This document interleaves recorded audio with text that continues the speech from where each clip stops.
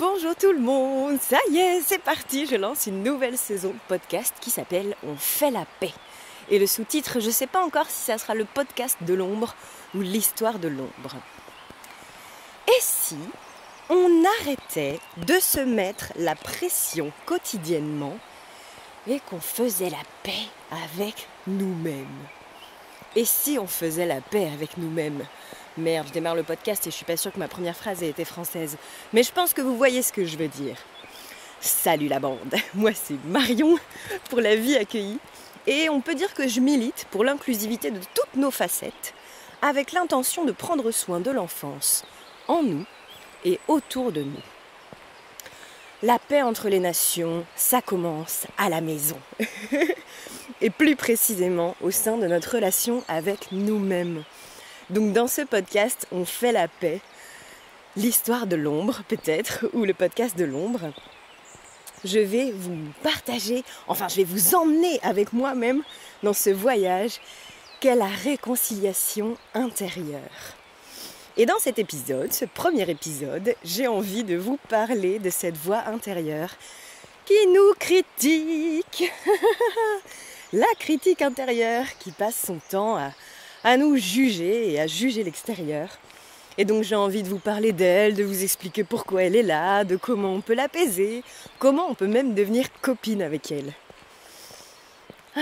Moi typiquement, ça fait quelques mois que je suis en train de copiner avec elle et au début elle ressemblait vraiment, déjà elle voulait pas parler avec moi, je la voyais vraiment comme immense, comme un gros juge au-dessus de ma tête, avec des lunettes d'avocate carré, un carré court, lisse, et elle tapait avec son marteau hyper fort sur une table en disant « C'est nul ce que tu fais Marion, c'est de la merde !» Et aujourd'hui, à force d'avoir discuté avec elle et de prendre soin d'elle, elle ressemble plus à une petite vainée, avec une petite couronne de fleurs sur la tête, et elle est devenue hyper soutenante quand je porte mon attention sur elle. Quand j'entends cette juge qui commence à me critiquer et que je me connecte à elle, elle se transforme en petite vainée soutenante et voilà, j'avais envie de vous partager ça. Alors, quelle est l'origine de cette facette de nous, la critique intérieure? Ce qui est important, c'est de savoir que quand on est enfant, pour survivre, on va toujours choisir la validation des gens qui prennent soin de nous, donc souvent nos parents. Et on va toujours choisir la validation de nos parents au prix de notre authenticité, de nos émotions, de nos besoins, de nos limites. Et c'est pas quelque chose de naturel de mettre de côté ses besoins, ses émotions et ses limites. C'est quelque chose qui coûte beaucoup d'énergie, en fait, mais on apprend très rapidement à le faire. On apprend très très rapidement à se dire à nous-mêmes « ça sert à rien de pleurer, tu fais pas assez d'efforts, tu vas pas assez vite, t'es pas assez forte, c'est pas parfait ». T'as débordé, vous voyez quoi, toutes ces phrases que les adultes peuvent dire aux enfants pour leur demander de s'adapter à eux, quoi, aux adultes. Toutes ces petites phrases de « mais dépêche-toi, fais plus d'efforts, fais mieux que ça ». On a internalisé ces voix extérieures, on les a internalisées et donc elles sont devenues nos propres voix intérieures à nous. Et à la base, c'était pour nous protéger, c'était pour que la régulation de notre système nerveux soit plus simple. Voilà, on voit que quand je suis triste ou en colère, le parent, il se ferme, il m'ignore ou il m'engueule, je vais comprendre, ok, que c'est pas une façon d'être en lien avec l'adulte, donc je vais essayer de réprimer, de me dire à moi-même, ça sert à rien de pleurer, ça sert à rien d'être en colère, pour être accepté et aimé de l'autre. Voilà, j'espère que c'est plutôt clair comment je le dis. Si j'essaie de prendre un exemple avec moi, quelque chose que j'ai beaucoup entendu, que j'ai beaucoup compris en fait, parce qu'on n'internalise pas seulement ce qu'on nous dit, mais ce qu'on ressent aussi. Et moi j'ai beaucoup senti que je dérangeais quand j'étais enfant. Je fais partie de 2 très grandes familles, mes parents ont beaucoup de frères et sœurs. Et dans ces familles, les enfants ne sont pas les bienvenus à table, ne sont pas les bienvenus dans la conversation d'une manière générale. Leurs émotions non plus, leurs besoins non plus. Je vais avoir besoin de marcher un petit peu plus lentement. Je m'enflamme parfois. Et donc, voilà, moi j'ai grandi avec cette sensation que je dérange. Et aujourd'hui, dans ma vie d'adulte, il y a plein de choses que j'ose pas faire. Par exemple, démarcher des structures d'accueil de l'enfance pour leur proposer du soutien. Parce que une part de moi, ma critique intérieure, me stoppe en me disant non, fais pas ça, tu vas déranger. Voilà. Et donc j'ai envie de vous faire le lien avec la santé mentale et la relation aux autres. C'est compliqué d'aller bien quand on a en nous une voix qui nous critique. Et en fait, pour moi, j'ai réalisé que c'était ça qui dérégulait le plus mon système nerveux ces derniers temps. C'est ça qui m'a amené à faire des burn-out et même à traverser des états dépressifs, parce que ma critique intérieure prenait tellement de place, elle me jugeait tellement au quotidien. J'ai tout le temps cette voix dans ma tête qui disait que de toute façon ça sert à rien, que j'y arriverai jamais, que c'est nul ce que je propose, que je suis nulle en fait, et que je dérange, et que qui je suis dérange. Et donc j'ai bien vu à quel point ça a dérégulé complètement mon système nerveux, et à quel point j'étais stressée en permanence, intérieurement, parce que je me stressais moi-même, quoi. J'étais devenue mon propre bourreau. Et donc pour moi le lien à la santé mentale, il est évident. Genre aujourd'hui c'est vraiment ça ma croyance, ma vérité, ma réalité qui va évoluer comme toujours. Mais aujourd'hui c'est ça que je comprends, c'est que si on va mal, c'est parce qu'on est méchant avec nous-mêmes. Aussi simplement que ça. Mais comment on redevient gentil avec nous-mêmes? Comment on apprend à pacifier cette relation? Je pense que dans un premier temps, c'est quand on en prend conscience. Quand on arrive à observer cette voix qui nous parle dans notre tête quand elle parle, déjà pour moi c'est 50% du taf de fait. Prendre conscience des choses, c'est vraiment l'étape la plus complexe, je trouve. Et une fois qu'on a pris conscience, ok, c'est là, qu'est-ce qu'on en fait? Qu'est-ce que je fais quand cette voix elle me parle? Eh bien en fait moi ce que je fais, c'est que je m'adresse à elle directement dans ma tête. J'ai des conversations internes avec différentes parts de moi. Et ma critique intérieure, je lui parle comme je parlerais à un enfant ou une enfant qui est traversée par une tempête émotionnelle.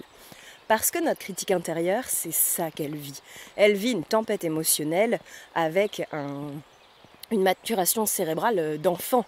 Parce qu'elle s'est installée en nous quand on était enfant, comme un programme informatique qu'on aurait installé en nous pour bien faire fonctionner notre machine. Et aujourd'hui, il est complètement obsolète ce programme. Il faut faire une mise à jour parce qu'il empêche toute la machine de bien avancer. C'est une métaphore qu'il y a dans la BD de Armella, Émotions, enquête et mode d'emploi, le tome 3. Le tome 1, il est sur les émotions, le tome 2 est sur les besoins, le tome 3 est sur les différentes parts de soi. Pour moi, c'est vraiment genre ma Bible. Ce triptyque, je sais pas si on dit triptyque pour des BD, cette trilogie de BD. Et donc voilà, elle parle de ce programme informatique qu'il faut mettre à jour. Et comment on met à jour ce programme informatique? En allant parler avec notre part intérieure, notre critique intérieure. Vous pouvez lui parler à l'écrit aussi si c'est plus simple pour vous, ou au travers d'une danse, ou de l'art, ou de création, ou vraiment, moi je suis à l'aise avec le verbal. Je suis aussi formatrice en communication bienveillante, donc je me sens hyper efficace quand je vais discuter avec la part de moi qui est en tempête émotionnelle. Et plus on entre en lien avec elle, plus elle va laisser tomber les armes, elle va se rendre compte qu'effectivement, on peut discuter. Et là, il y a quelque chose de très très intéressant à faire. Il y a une part de moi qui a peur de vous le dire parce que ça fait un peu comme si c'était magique, alors que pas du tout, c'est vraiment neurophysiologique. Mais une étape qui fonctionne de dingue, quand une part de vous vous critique dans votre tête ou a peur, une fois que vous êtes entré en lien avec elle de manière bienveillante, vraiment c'est important que l'intention elle soit dans le lien avec cette part. Si elle vous énerve, c'est pas la peine d'aller discuter avec elle. De la même manière que si un enfant en tempête émotionnelle vous énerve, c'est pas la peine d'essayer de régler les choses depuis un espace qui est activé et tendu.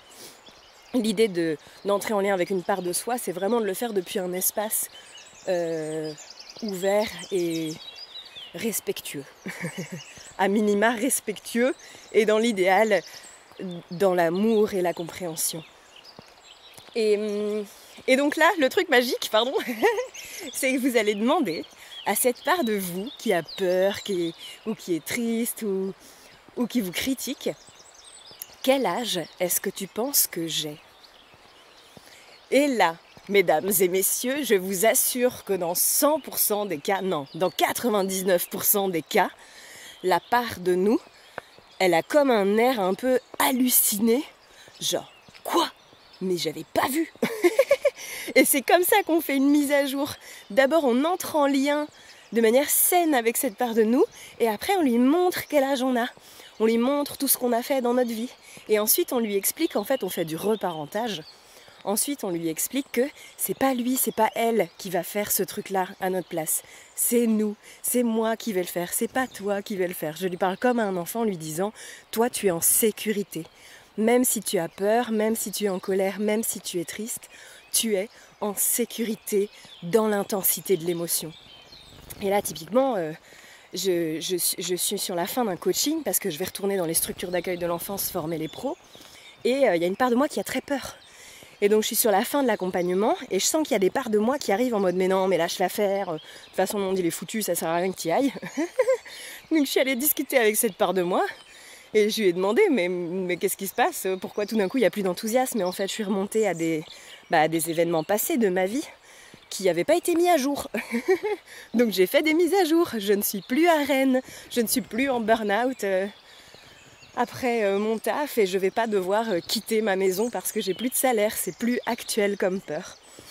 Et donc après j'ai retrouvé mon enthousiasme à aller parler aux structures et ma coach m'a dit ok, donc là tu es à l'étape où tu as très peur, comment tu vas faire? Comment est-ce que tu as fait? Est-ce que ça t'est déjà arrivé dans ta vie d'avoir très peur de faire quelque chose et de le faire quand même?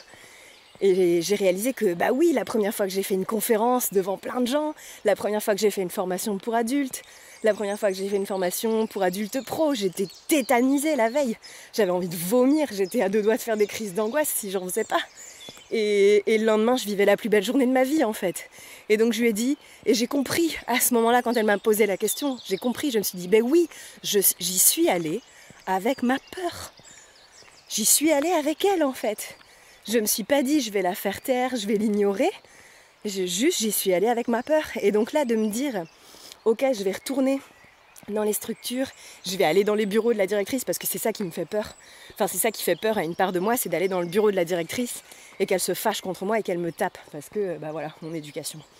Et donc je peux pas la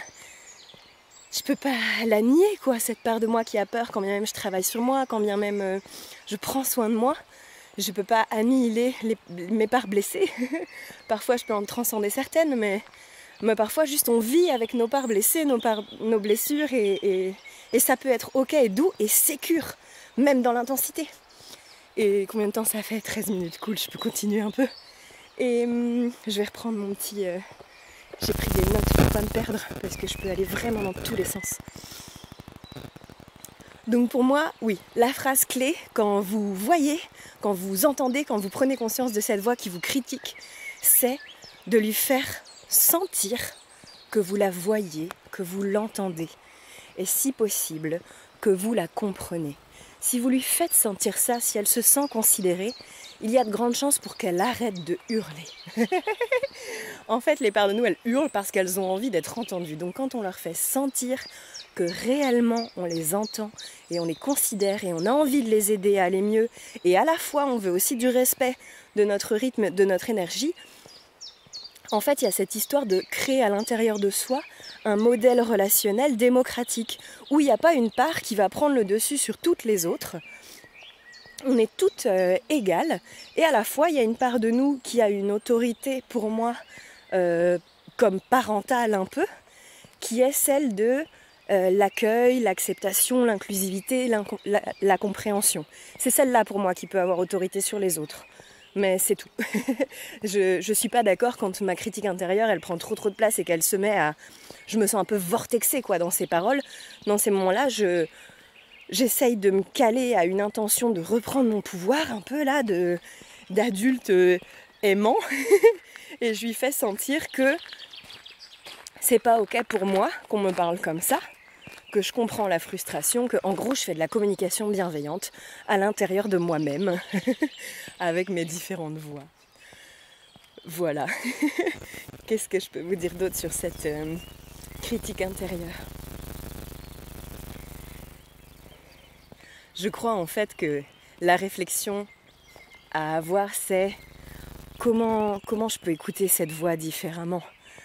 Parce que moi, elle me dérégule donc quand elle me critique. Et si j'arrive à prendre du recul par rapport à ce qu'elle me dit, je me régule, je réalise que ok, il y a une part de moi là qui vit mal quelque chose, mais ça n'est pas tout mon être. De la même manière que si vous n'êtes pas très familière avec le concept des différentes parts, c'est comme ça que je parle, je suis désolée, donc je vais continuer d'employer ce vocabulaire-là.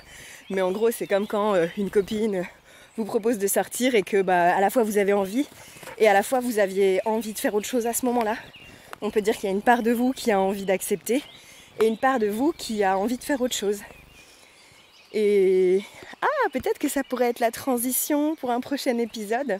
Comment est-ce qu'on fait quand nos différentes parts, elles ont différents besoins qui s'opposent?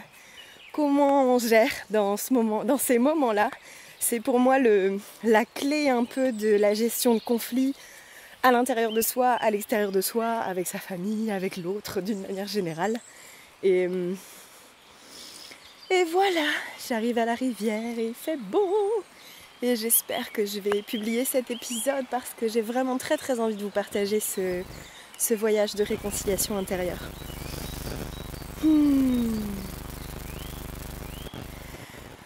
Je vais essayer de résumer, de synthétiser ce que je viens de vous dire. Nous avons internalisé la voix autoritaire des personnes qui nous ont éduqués, qui étaient près de nous quand on était enfant. On a internalisé ça par nos neurones miroirs, par l'absorption sensorielle. C'est comme ça que se construit le cerveau de l'enfant, son système nerveux. Et la co-régulation, c'est le fait de se calquer un peu sur le mood de l'autre. Donc si vous avez grandi avec des personnes très dérégulées qui se critiquaient beaucoup, il y a des chances pour que vous critiquiez beaucoup aussi par absorption, co-régulation. Nous avons donc installé ce petit système, ce petit logiciel en nous quand on était enfant pour survivre aux côtés de nos parents. Et nous avons la possibilité merveilleuse de faire une mise à jour. Nous avons une neuroplasticité incroyable qui nous permet de recréer plein de connexions synaptiques. Et là où nous n'avons pas été accueillis enfants, nous pouvons nous accueillir une fois adultes. Donc, Donc maintenant qu'on le sait, qu'on a un programme installé en nous qui nous fait défaut, qui nous abîme et qu'on a la possibilité d'aller le mettre à jour, vous pouvez le faire en autonomie. Vous pouvez acheter les BD dont je parlais d'Armella, Émotion, Enquête et mode d'emploi qui expliquent comment faire seul. Vous pouvez aussi vous faire accompagner par des professionnels qui affichent peut-être ce truc de reparenting, de se reparenter, ou les gens qui font de l'IFS, Internal Family System, comme moi, et donc j'enchaîne sur mon petit moment pub. Vous pouvez vous arrêter là si vous voulez, mais moi c'est quelque chose que je fais en séance individuelle. J'accompagne les gens à aller à la rencontre de leur part blessée pour les libérer de leur fardeau, de leurs croyances limitantes et transformer cette relation dérégulée au monde, je crois que je peux le dire, en quelque chose de safe, de sécure. On va aller remettre de la sécurité là où les enfants n'ont pas été accueillis. Enfin, bref, c'est ma passion en ce moment, l'accueil de nos parts blessées. C'est pour ça que je parle de prendre soin de l'enfance en nous et autour de nous. Et moi, je propose ça en séance individuelle. Donc si vous avez envie de faire ce voyage avec moi, n'hésitez pas à m'écrire. Si vous n'avez pas envie de faire ce voyage avec moi, mais que vous avez envie d'infos sur comment faire, n'hésitez pas. L'idée, c'est vraiment de s'autonomiser, moi je trouve. Même si être accompagné, c'est vraiment de la bombe de balle. Vous pouvez aussi venir me demander comment faire tout seul. Je vous filerai toutes les infos avec grand plaisir. Et je pense que pour terminer ce podcast, du coup on se retrouve pour un prochain épisode sur comment on fait quand on a des parts de nous qui ont des besoins différents à un même moment. Et voilà, je vais vous laisser avec les bruits de la nature, je pense, pendant une petite minute peut-être, si vous avez envie de prendre le temps de respirer doucement.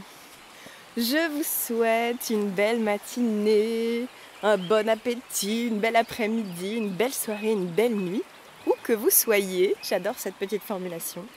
Et je vous souhaite des rires, des sourires et de la sécurité dans l'intensité. À bientôt pour de nouvelles aventures.